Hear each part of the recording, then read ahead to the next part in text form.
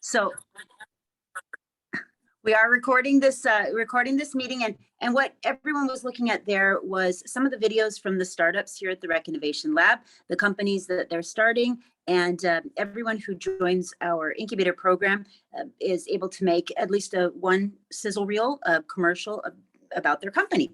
So thank you everyone for being here today. We're very excited to have a workshop from our very special guests, Gwen and Gaby. They're regular recurring speakers here at the Rec, and they also are some of the mentors and beloved mentors. Everybody loves working with them, and we just love these workshops with Gwen and Gaby. And this is the second part of a two-part series. So if you have not seen the first part, please feel free to go back to our YouTube channel, and you can watch after, if you'd like, the first part of the series and any of the other workshops that we've hosted here at the Rec. So there is, just before we start, a couple things. Number one, we ask that while Gwen and Gaby are speaking, that you keep your cameras and microphones off, and just to limit the bandwidth that we have on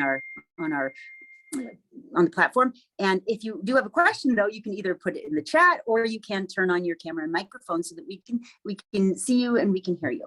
So that said, I'm going to hand it over to Gwen and Gaby and let them introduce themselves and the topic. And you're welcome to share your screens now, Gwen and Gaby. Excuse me. Wonderful. Thank you so much. Hello, everyone. It's so wonderful to see you. We haven't been here in a couple months, and we've missed you. We really have. And so go ahead. I think Gaby was sharing her screen, and so we can go ahead and get started with that. And so what Tanya already said was we are, this is part 2 of our session that we had, and we were supposed to do this in the spring, and unfortunately due to scheduling conflicts we had to change. So we're excited to still be able to facilitate this conversation, and we actually wanted to change the way that we were going to approach this session today. So Gaby will introduce herself in just a moment, but we have one of the wonderful things that I really enjoy about working with Gaby and facilitating with her is that we both really feed off each other really well. And when talking about the session today, we talked about what if we just had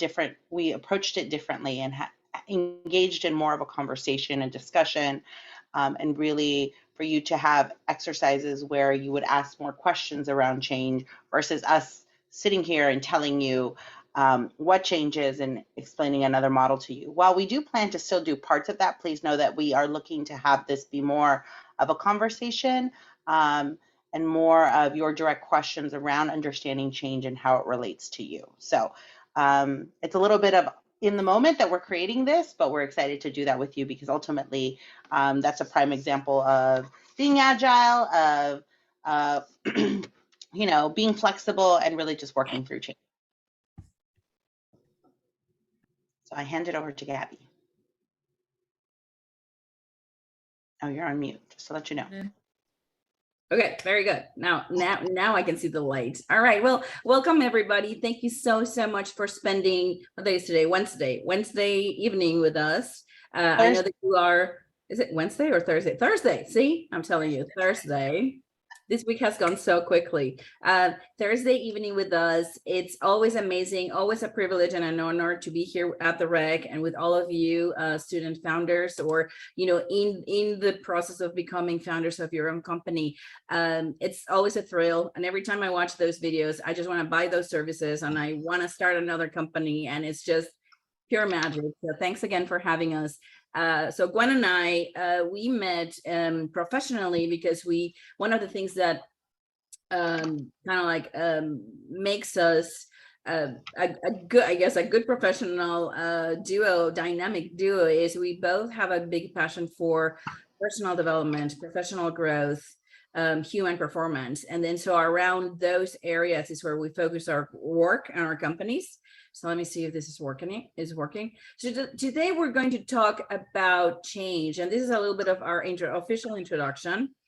My name is Gaby Alvarez, and of course, you just heard from Gwen. And I always tease, I do have a twin sister, so Gwen is not my twin sister, but she looks more like me. No, what is it? Okay, so Gwen is my twin, who's not my twin, but looks more like my twin than my twin.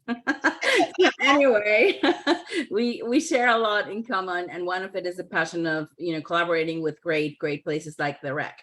So without further ado, my company's name is GSNL Consulting. I just see that the logo's not coming out, but that's okay. It's all about growth, strategy, learning.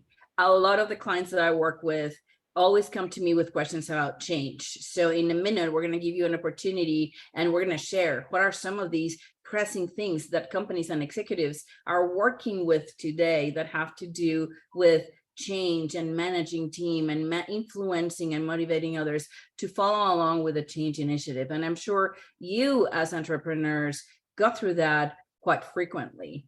So one of the images that we do want to share with you today is, of course, being an entrepreneur is like a symbol of change maker. We're here disrupting probably, some traditional thoughts of the work that we would do, sometimes our own beliefs of the journey that we would be taking professionally or in life. And we're constantly, innovating. And I know it's like a buzzword, but it's the idea of moving. There's always something going on. There's always movement. There's always change. So one of the first questions that we have here for you is, what is, one type of change or growth that you're currently facing? So we're going to open with that same question as we did in the first part. So either put it in the chat or unmute your microphone and give us an idea of what's on your mind this afternoon in regards to change. So in the comments, we have Allison who talked about building a team. That great. Crystal, balancing new responsibilities and current ones. We have Sherry, who's supporting a partner who wants to do the big quit. Oh, Sherry. That's a big one. Paula, who has culture jamming. That sounds very interesting, Paula. Tanya, going from virtual to in-person and high turnover. High turnover is huge, right? It's a global experience that's happening. William Mars is introducing a new product, the automatic toilet paper dispenser. Hi, William. It's great to see you. Cecily, self-discipline daily to get the business started. Okay, Christian, adapting our business model into digital, Web3, metaverse assets, services, and event staff. That's Christian, excuse me. And then Ray, how to find the problem in our product. Oh. Yale, thinking about a product that serves others and not just my own personal interest. And Somi is getting a job. So thank you so much, everyone, for everything that was shared in the chat. And what I would like to extremely highlight is the diversity in all the responses that we received, because we truly underestimate how much change is a part of everything that we do.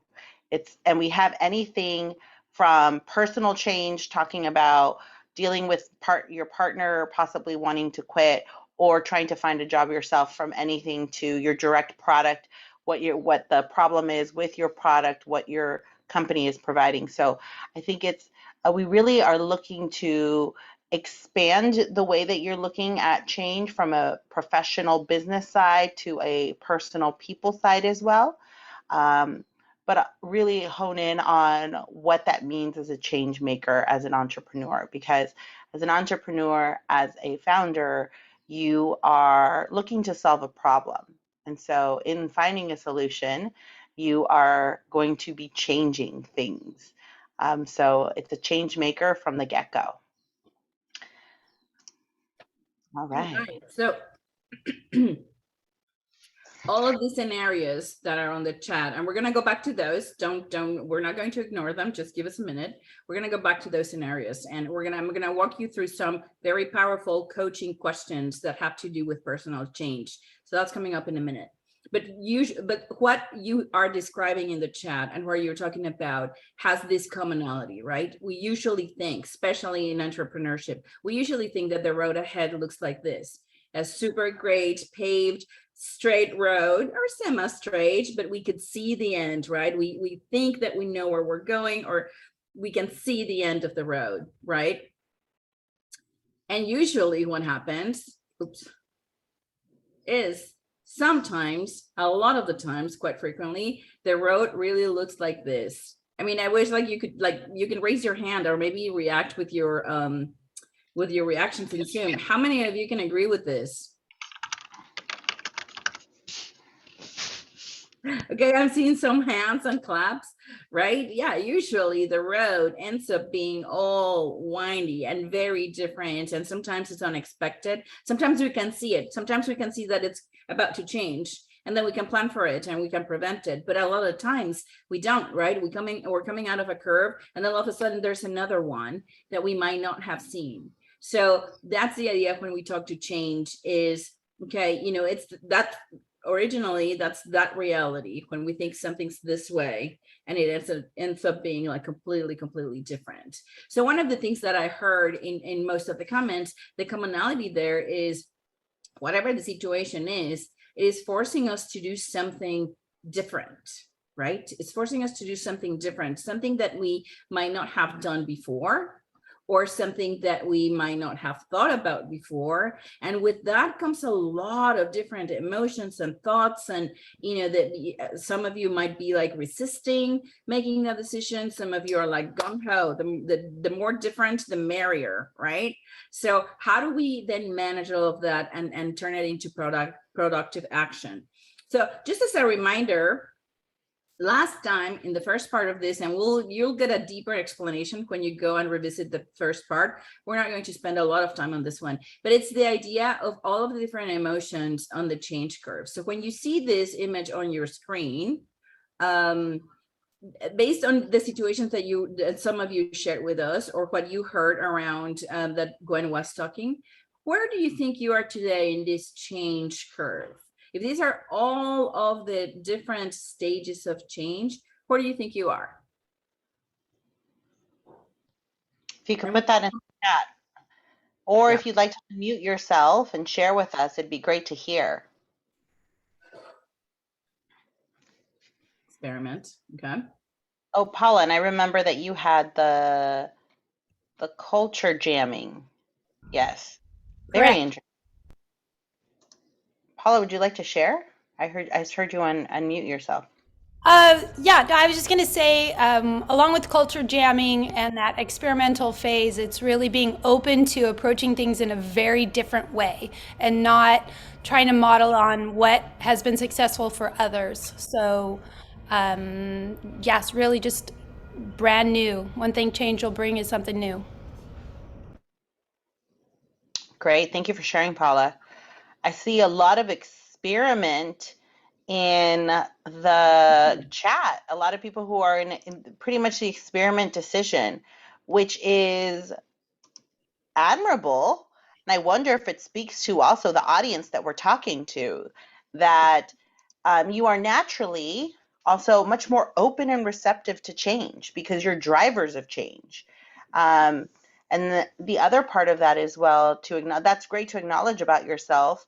But the other thing is to also keep in mind that that's not the case with everyone else. And those that you will have to work with, those that you will have to gain their buy-in or need their support along the way, or even with customers and clients and such, is that people's process of moving through this curve of change is very distinct.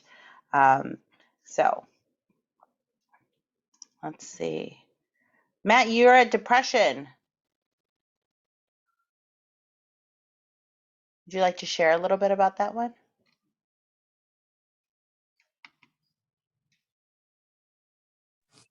Just pivoting and figuring out the right career path that would end up being rewarding in all aspects, I guess, financially.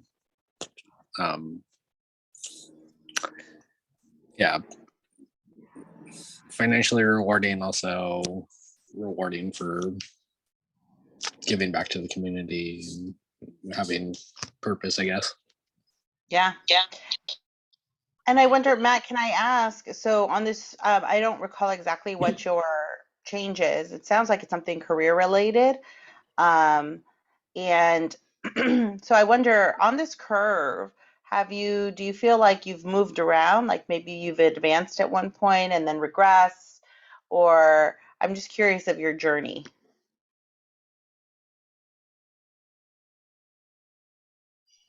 I had like a game plan like set, and then had somebody kind of put it in my head that it might not be as straightforward and easy as I had.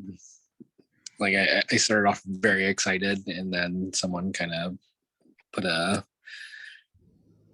damper on it, or also put it into perspective that it's going to be much more challenging than I had anticipated. And now I'm kind of second guessing whether it's going to be lucrative, and yeah, just having difficulty. Yeah.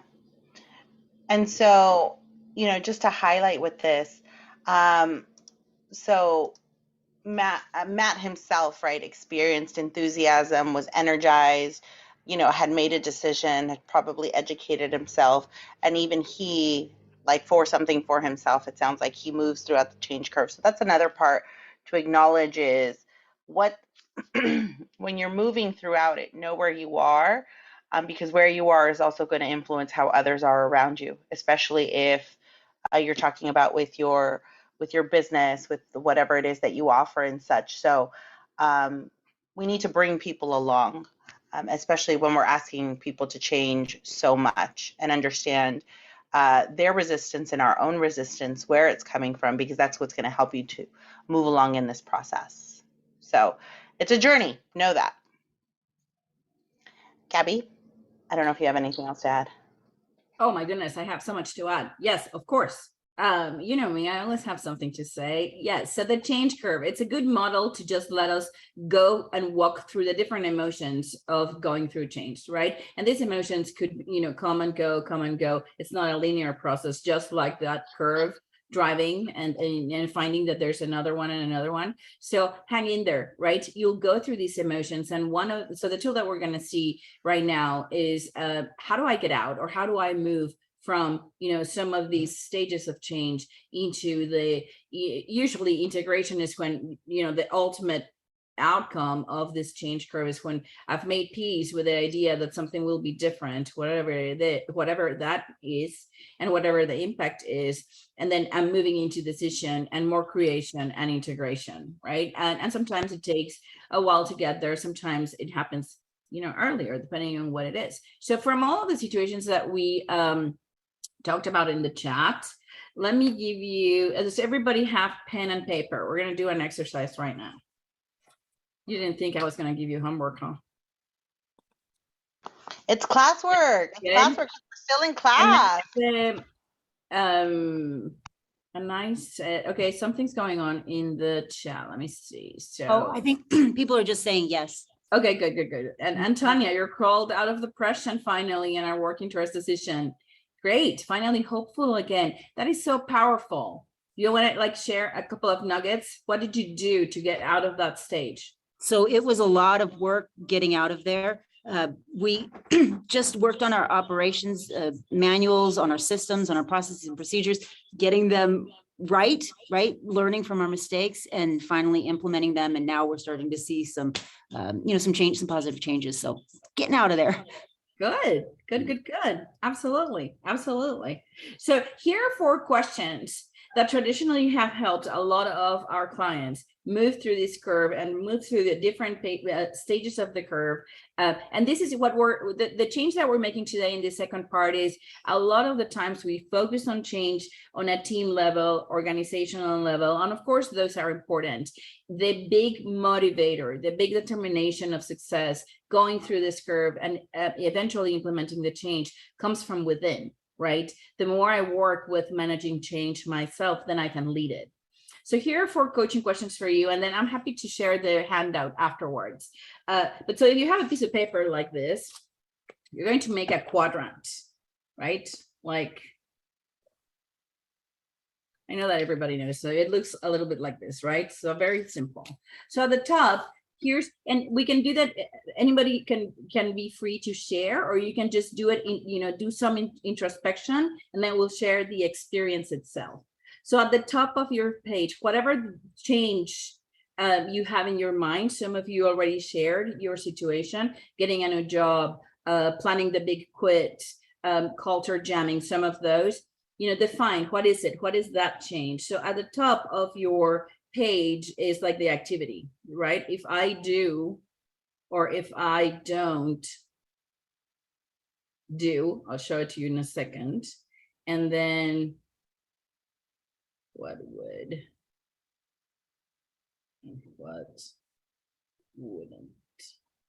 Well, I guess I could share it. I guess I could share that, huh? I'm gonna share, yeah, let me share that.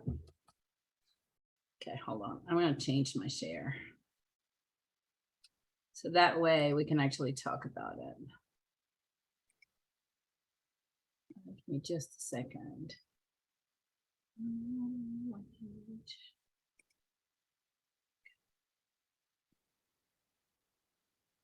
All right, give me just one more second. Let me make this bigger. Oh.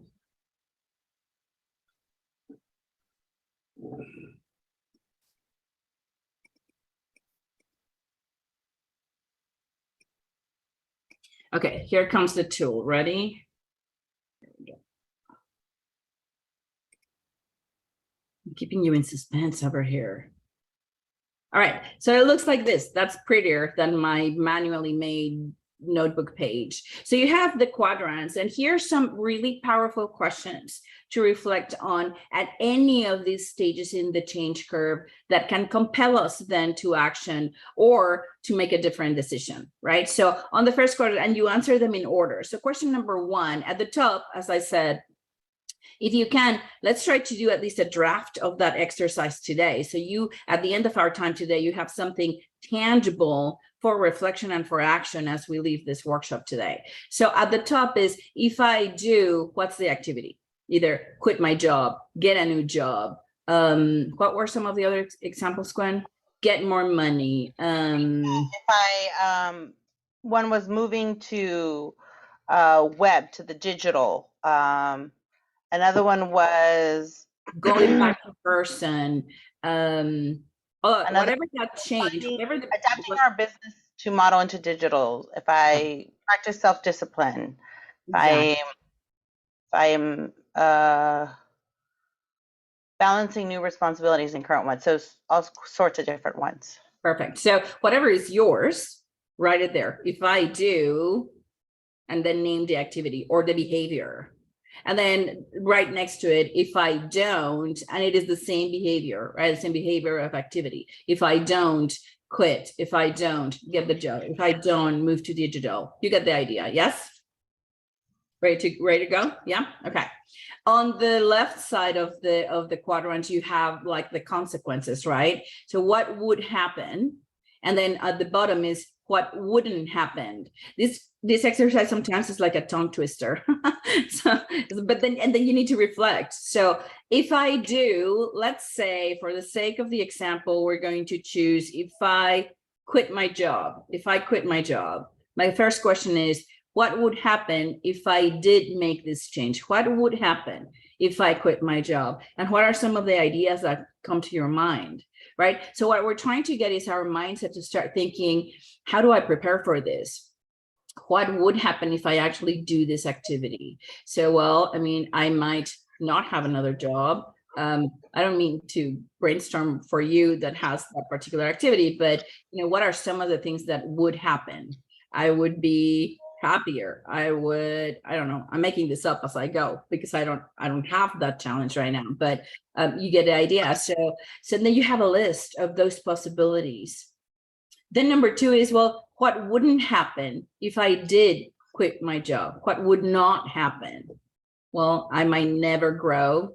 I might stay in here too long. I might continue to learn. So it could be, there's no right or wrong, right? And it could be positive or negative. That's the idea, that at the end, when we have this tool, we are then able to identify the reason for the change, right? It's like, why is it important that I make this change?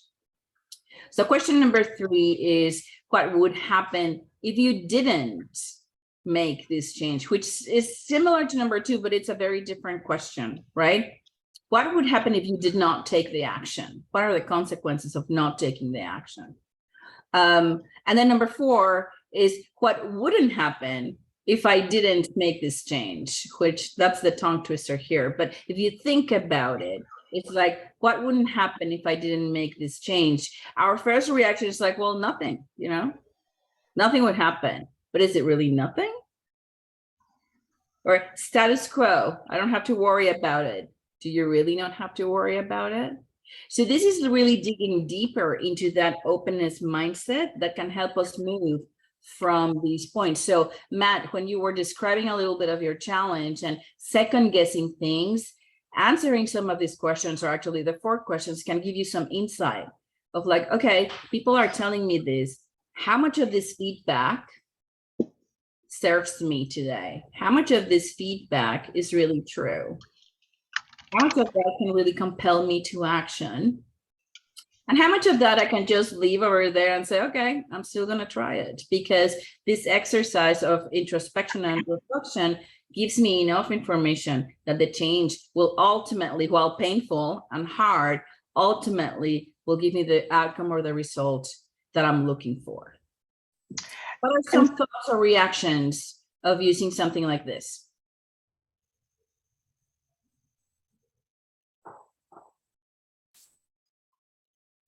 You're deep in thought. I can see that. They're deep in thought. Okay, Allison is resistance. Allison, would you like to share a little more about that?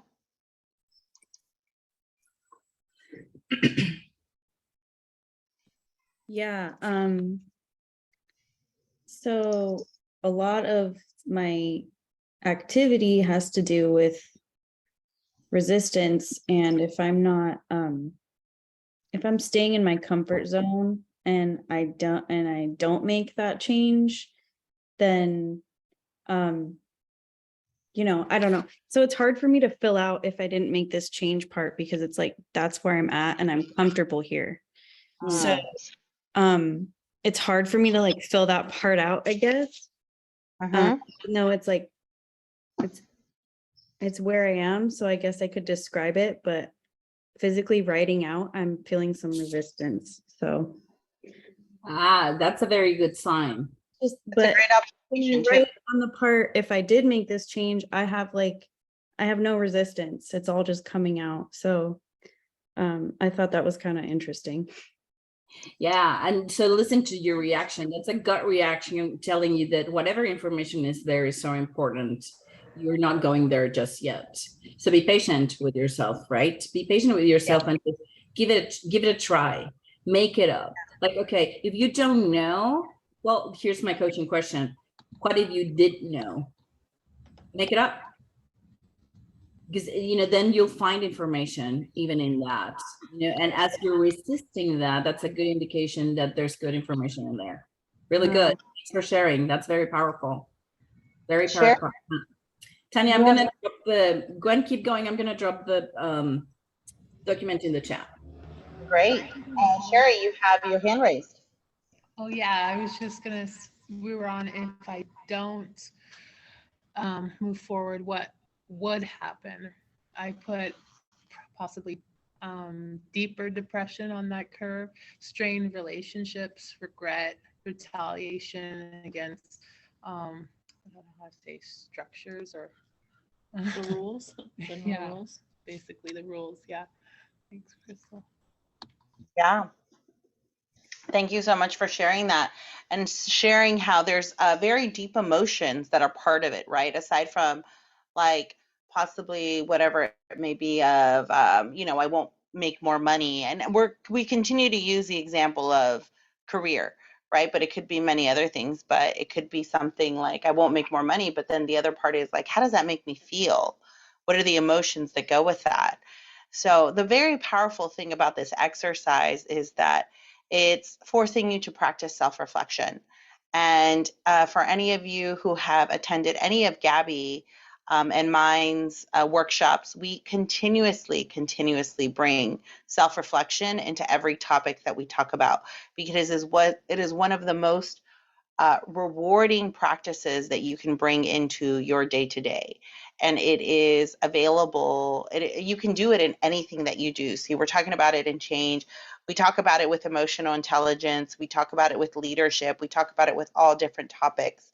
And I'll share, I recently, last week, actually attended the Association for Change Management Professionals International Conference. And one of the sessions that I attended, a doctor did her research on, and for her doctorate program, her research on the most successful leaders at a particular company.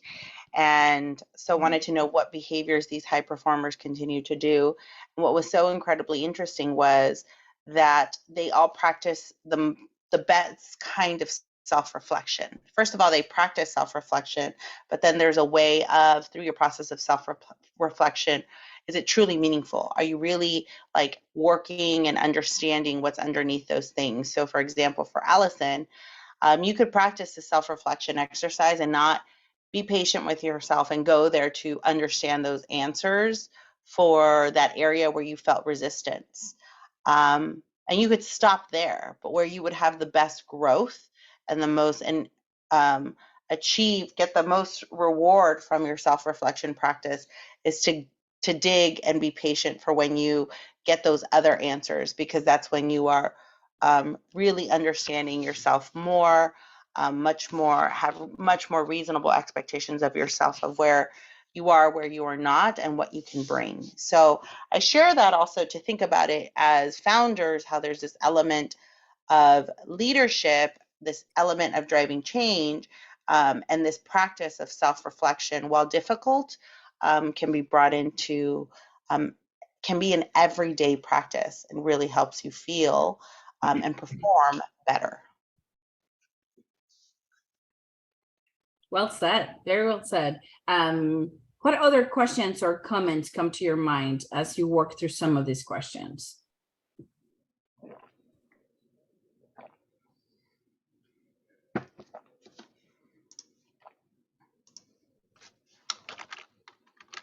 What else is like, about change is on your mind? So I was going to add one thing that I like about this document with the questions. It really forces you to think about the consequences of action and inaction, which I like. It kind of forces you, if you don't do something, that's a decision, right? So I like that. Yeah, and I think what the other thing is, it really grounds you. Gabby spoke about this earlier, on the reason of why you're doing something. And so that can help you stay much more secure and help you move further along, and not regress quite as much by things that impact you, because there will be external impactors. So it's really helpful to really know your why. Absolutely. Okay, we have a question here is, why do people fear change so much? It's so much, especially getting older. That's going to be our next question for the group. Yes. It is. Yeah. Why do people fear change so much? One of the questions that we always get asked in this kind of workshop is, why is change so hard? Why do people fear it? Why the resistance? So before we give you our perspective, we're curious in the group, what do you think that is?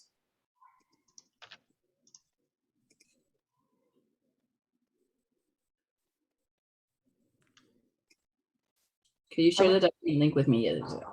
I was gonna add something, but I'll wait and see if anybody else has something first that they want to add. We get comfortable. Allison said, we get comfortable. Okay. We are wired for certainty. Paula. Yes.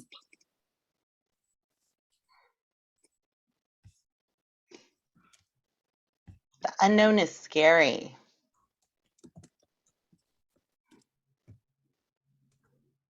I was going to say also that there are some changes that happen in personality with people as they get older. And so maybe that has something to do with it. Mm-hmm. So we are creatures of habit. We are taught not to give up on things, so pivoting might be hard. Not many people around us change.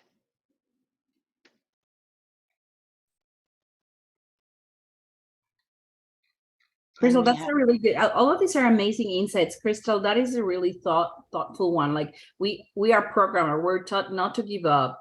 So having to change or pivoting might be hard because we're of the belief that we always have to pursue that one thing that we committed to, right? So that's a very great piece of self-awareness. And one of the things that you might want to look at is that there's a lot of research now being done in, okay, what do I need then to give myself permission to say, okay, I tried it and this is as far as I can go to, I'm not giving up. So change, that's a really, really powerful statement because change sometimes might be related to failure, right? Like if I change after all of this work, if I change, it might look like I'm giving up. So the idea with some of these 4 questions, and there's others, is how much of that story is true? Is it true that you're giving up? What are the facts? And then so that also starts influencing how we can change our mindset to, you know what? I can give myself permission to say, this is not failure. This is pivoting. Or like, how do we reframe it too, so it's still fueling our energy, fueling our motivation. By the way, I got this then. Okay, I'm full of little nuggets today. My 10-year-old said this to me the other day. So the definition of fail, I don't know where he read it, how he got it, but he's 10 years old and he's like, Mom, fail means first attempt in learning. Mm-hmm. So I want to fail all the time, he said. And I thought that was good one. Like a really good I don't one. want to fail all the time. That's so cute. She's like, I want to fail all the time, right? So anyway, yeah, good insight. Everything in combination that you're talking about is uncomfortable. We're afraid of the unknown. The expectations of others. That's another big one. The expectations of others. And the same question applies. How much of that is true? How much of it is an expectation? How much of it is what I have created? And how do I impact that? How do I reframe that mindset? Yeah, really I think a huge one in general, when you think about change in general, it's going to be, and I think Paula said it so well, is that we're wired for certainty, right? We like to know what is going to happen, and when we don't know the outcome, it's scary and we're resistant to it. So that is one of the central driving factors of why people are resistant to change. And then we have all these other things that impact that as well, which is generational, which has to do with our upbringing, which has to do with, there's even cultural, there has to do even with who you're surrounded with. There's so many other things that impact it. But that's kind of in general why people are resistant to change. And that's good to know for yourself as we're exploring this change that you're talking about for yourself, and also to think about it when it comes to your customers, when it comes to thinking about who your clients or such, for who is your business going to service, and what will that adoption of this change be like for them. Yeah, absolutely. The unique quality of that too, I'll say this, is when you face resistance to change, sometimes it's our own resistance to change. When you're working with teams or larger organizations and you start seeing resistance, here's a tip, that usually resistance comes from very specific individual needs. So I'll give you an example. So I'm working with this client and they have been manufacturing this piece of equipment for years and years and years. Now, of course, with the time comes technology, new challenges, new clients, they need to change the process. I spoke with 5 people in the organization just the other day. So I had, and I'm going to make up the names, but so I had Mario in manufacturing, who has been making the same piece for years. And he didn't understand, he didn't know why we needed to change. I mean, it's working, it's worked for 20 years. Why does it need to change? And when I dug deeper, his fear was, well, if it changes, will I still have a job? Had nothing to do with the new manufacturing piece, nothing to do with the new equipment, which the manager's thinking they just don't like the new machines, right? That's the assumption. And then deep inside, what was his name, Mario? The name that I made up, Mario was afraid that he might lose his job. So that's one thing. Then I had Lupita in accounting, and Lupita in accounting is like, well, this is just gonna, no, it's like, I don't like it. This is gonna create a bigger mess. Because if now I have to pull 20 reports, now I'm gonna have to do 50 or something like that. Then I had marketing, somebody in marketing, and marketing was worried because, well, what's the impression for the customers? What's the message? We cannot just say that it's going to change for the sake of changing.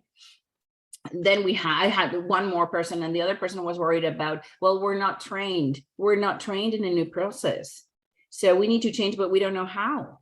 So in one day, I had 5 different reasons for the resistance to change. None of them was what the manager assumed was the resistance to change, right? The managers just assume it's fear. They don't know what they don't know. It's, it's just this, all the things that even us were talking in terms of our definition of change. But when we ask the appropriate questions, it's like, what's behind their resistance? You might find so many different reasons why people are resistant. So we take as leaders, we need to take the time to ask those questions and identify them. Now, can we please everybody in the organization? That's the $1 million question. We might not, but we might be able to respond to that individual request, right? To that individual need. So if Paula in accounting, it's not Paula, but whatever her name was in accounting, was worried about the reports, then as a manager, what can I do for that? How can we control it? If the person who was worried about training just now told me they need training, then that, that is easy, quote unquote, to fix. I know how to do it, right? So anyway, so I'll give you that example because it's really, really interesting how sometimes that human connection is the most powerful bridge to go through all of these different pieces of the change curve. And to, somebody said accounting is not my superpower. Sure, but if you have somebody in your team who's an accountant and what's the change, what's the impact of the change? That's the thing. And what's the impact, the positive impact or the negative impact? Some of those things can help us think through, bringing others to change with us. Mm-hmm. Absolutely. Yeah. Absolutely. Now I have 3 other questions for you if you're open to that. We had another question in the chat. Let me just find it. How is the decision or change, how the decision or change has a ripple effect, whether it is made or not? Allison, this was Allison's question. Can you repeat the question? I'm not seeing it. How, it's way up. It's how the decision or change has a ripple effect, whether it is made or not. I don't quite understand the question, Allison. If you wanted to unmute yourself and elaborate a little bit, that'd be helpful.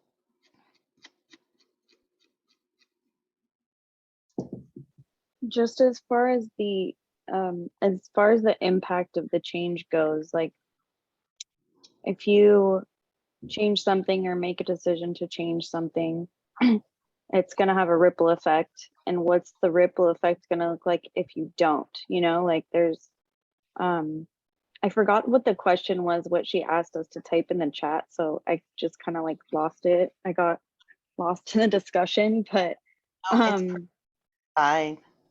Yeah, it's an alignment. Sorry, it was just if we had another question around change. So yeah, it's that question and the alignment between what happens if I do the action or what happens if I don't, and what's the impact. So yeah, that's a good point, Allison. Those questions can be applied to you personally, but you can also expand them or include in the answers what could be the impact to others or to a team in terms of the change. Now, for some of you that have been talking about it's uncomfortable, we don't know what's You know, the unknown is scary. It's uncertain. We don't really know what we don't know. Here's a couple of ideas of how we can get unstuck from that. Ready for this? 3 easy questions. Give me a little thumbs up with your emojis or something so that I know that you're ready for more. Your You're okay, throwing with a lot at you. All right. reactions. Yeah, reactions. Here we go. These are my 3 favorite ones, and they work for me. Let me say that. So whenever you're facing this anxiety, right? Like there's change, I'm not sure, I'm stuck in the decision. What do I do? Here's what helps most of the times. The first question that I ask my clients is, well, let's brainstorm this. What is the worst thing that can happen? What is like the worst thing that can happen? What's the worst thing if you don't do these actions for your team? What's the worst thing, right? And it's a serious question. It's really actually going to the brainstorm of what, give me a list of what are the worst, you know, what is the worst thing that can happen? Well, if I don't do this change, they might fire me, or I'll stop making money, or I'll whatever the scenario is. So you sit with that question for a little bit. And then here's the next question. The next question is like, well, what's the best thing that can happen? And then that usually, you know, provokes a lot of different, again, emotions and thoughts. Well, the best thing that can happen is my boss is going to be super happy and I'm going to be promoted. Okay, fabulous, right? So whatever it is, the best scenario, what's the best thing that can happen? And the powerful question, here's the one that gets us unstuck. Okay, from the 2, the worst that can happen and the best that can happen, which of the 2 is the most likely? Objectively, which of the 2 is the most likely? I will tell you, 8 times out of 10, the most likely option is the best scenario. Or let me rephrase it. Probably only 2%, 1 or 2% of my clients will say the worst case scenario is the most likely, right? So when we're talking about change, our brain immediately, somebody said it in the chat, our brain immediately goes to protection mode. What's this thing? Can I handle it? Or I need to protect my human, right? I need to protect my human. So when we brainstorm what's the worst, and we can finally calm our brain and say, what really is the likelihood of the worst happening? Then the brain can say, okay, I'm good. I don't need to be in protection mode. Let's try this on. Let's get unstuck and grow and learn, and then go through the action and the change.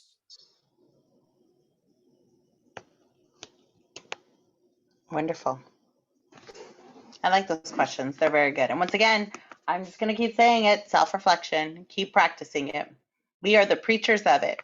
It's the first part of emotional intelligence. Intelligence is so beneficial and helpful for you as a human, in the way that you show up in every way, as a founder, as a partner, as a student, as a parent, sibling, any role that you take. It's beneficial and helpful for you. So my final thoughts will be for our session today. We spent a lot of time kind of helping you identify and understand a change process for yourself, or whatever a major change is for yourself personally. And it was this explorative and self-reflection journey for your particular change that could have been personal or could have been business related, whatever the case. But know that as a founder, you're naturally in a state of driving change. Like we said at the beginning when we kicked off this session, is you've created a business to solve a problem. There's something that you have identified. So in finding a solution and creating one, you are driving change. People will behave differently, feel differently, experience things differently from whatever it is that you are creating, that you are looking to provide. So know that you will always be in a constant state of change as your business evolves, as you evolve, as you grow your business, as you build a team, as you pivot from an original idea, as you expand your clientele, whatever it may be. So always take time to reflect on what are those questions that you need to understand in that process of change that you need to ensure that you're grounded on and understand how to move forward and what the journey is for yourself and what it is for others. Woohoo. What are some final thoughts as we start, what was useful from this conversation? And Tanya, I don't know, did I put the document for everybody or just for you? I don't see it there. I actually just shared it with, excuse me, I just shared it with everybody Okay. in the chat. So Perfect. I'll access that now. I actually put a couple links on there as well as your contact information. Yeah, absolutely. Oh yeah, I stopped sharing my screen, but yeah, no, absolutely perfect. What else is on your minds as we close our time today? Any other questions or comments or any feedback you could provide to us even from this session? So I know for me, it was really, really helpful. And one thing we're always working on is embracing failure and stepping away from perfection and really focusing on making progress. And I think things like this really help to do that. So Good. Great. any other questions from anyone before we wrap things up? All right, then. So I will, I see there's a couple more comments here in the chat, but I'll pass it back to you, Gwen and Gabby, to take us out. And I just want to remind everybody to please complete the feedback form, and that the link to that John shared here in the chat, and I'll have him, if you could, John, just share that one more time. And another great workshop. I love it. I'm looking forward to the next one. So I'll let you take us away. So I think one more question. What are some good actions to do when you fear change? Well, one is those three questions, right? I mean, what's the fear? Where's the fear coming from? What are you afraid of? And then what's the reframe? Like, again, what's the best thing that can happen if you go through that? That might be one that helps. What's the worst? What's the best? What do you think is the most likely one to happen? And a lot of the answers to those three will dig into what's really generating that fear of change. What other ideas do you have, Gwen?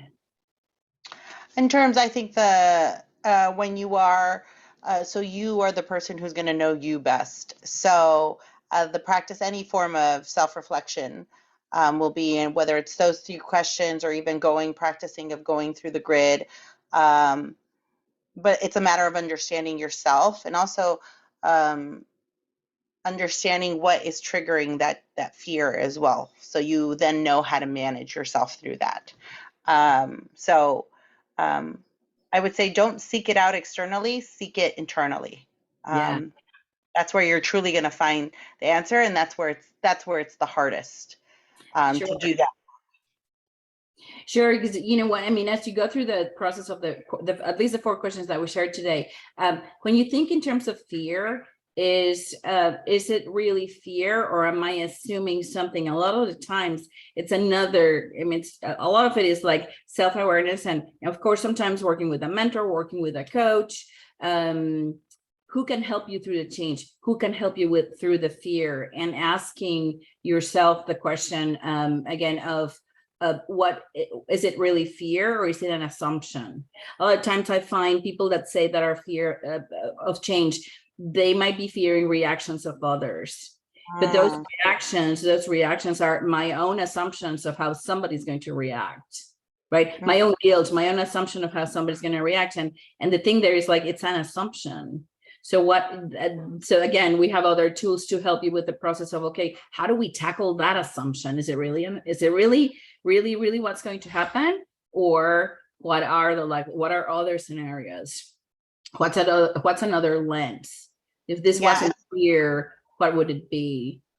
Yeah, I think the tip that you gave also, like even those self-reflection questions, if have somebody that you can go to and talk things through, who is it could be a mentor, it could be a friend, it could be a professor, whatever, but go and sometimes even just going through the self-reflection process and saying it out loud, they can help you hear things that you're not hearing, or ask a question about something that can help you start to reframe the way that you're looking at something. So if you need a buddy, make sure that you have a buddy on deck that is someone that you can always go to when you need to ask questions, when you need to think.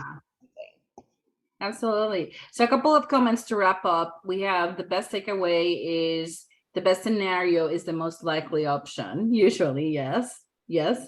The takeaway is fail. First attempt in learning. the credit goes to Lucas, but yeah. He made it. Lucas made it.